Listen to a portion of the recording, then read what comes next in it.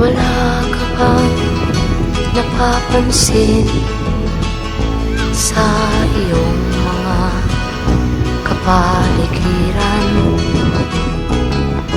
Kay dumi na ng hangin, pati na ang mga ilog natin. Hindi na masama ang pag-unlad, at malayo-layo na rin ang ating narating. Ngunit masdan mo ang tubig sa dagat, dati kulay asul, ngayon'y naging itim.